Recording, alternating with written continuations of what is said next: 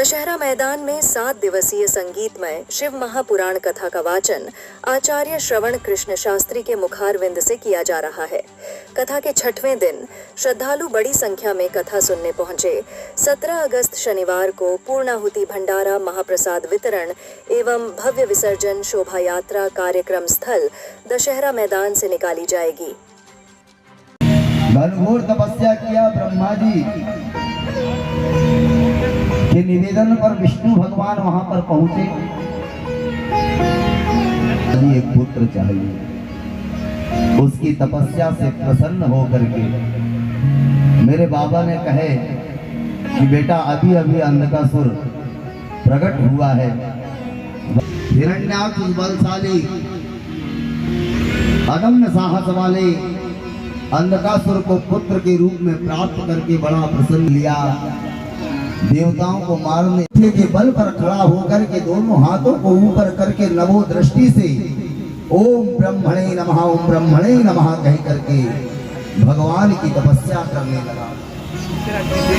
कई काल तक भगवान की तपस्या करने के बाद, घनघोर तपस्या करने के बाद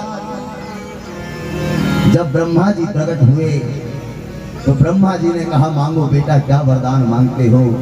हिरण्यकश्यपु, मैं तुम्हारी तपस्या से प्रसन्न हो गया।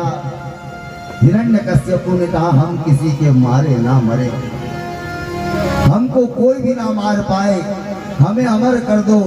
ब्रह्मा जी ने कहा, बेटा, जो सृष्टि में आता है उसका विनाश निश्चित है, और जिसका विनाश है उसकी उत्पत्ति निश्चित है, इसलिए अमर तो हम किसी को नहीं कर पाएंगे, और कोई वरदान मांगो।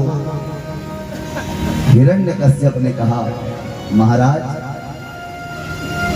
ना हम ऊपर मरे ना हम नीचे मरे, ना हम आकाश में मरे ना हम पृथ्वी में मरे, ना हम अस्त्र से मरे ना हम शस्त्र से मरे, ना हम किसी जानवर से मरे ना हम मनुष्य से मरे, ना हम देवता से मरे ना हम दानवों से मरे, ना हम अंदर मरे ना हम बाहर मरे।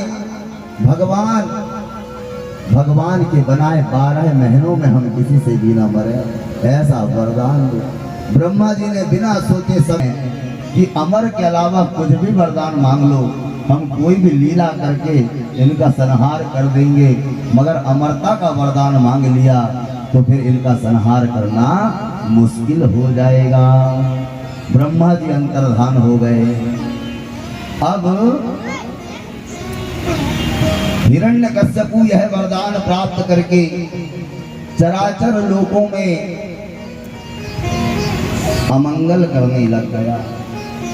जहां कहीं धर्म होता, जहीं कहीं भगवान का नाम होता, प्रभु का स्मरण होता, वहीं पर हिरण्यकश्यप अपने सैनिकों को भेज करके उन्हें मारना काटना प्रारंभ कर देता। कोई भी भगवान का नाम नहीं जपेगा। जहां कहीं भगवान का नाम होगा, जहां कहीं हवन होगा, वहां पर उन लोग त्रासदी मचा देते थे। इतना दुर्भाग्य उस समय पर हिरण्यकश्यप के द्वारा अपने नगर में फैला दिया गया। भगवान की तपस्या करने और बल प्राप्त करने गया। उसी समय देवराज ने मौका पाकर के कयाधु को पकड़ लिया। हिरण्यकश्यपु की पत्नी का नाम कयाधु, और उसे पकड़ करके उसका हरण करके देवलोक लाने लगा। लेकिन बीच में मार्ग में नारद जी मिल गए। नारद जी ने कहा, नारायण नारायण, ये क्या कर रहे हो? देवराज ने कहा, महाराज, अभी हम एक हिरण्यकश्यप से परेशान हैं। ये हिरण्यकश्यप की पत्नी कयाधु है और इसके गर्भ में एक बेटा पल रहा है। अभी हम एक हिरण्यकश्यप से परेशान हैं। इसके जो वंशज होगा वो भी राक्षस आकर के हमका हरण करेगा, हमें परेशान करेगा, इसलिए भगवान मैंने इसका हरण कर लिया है।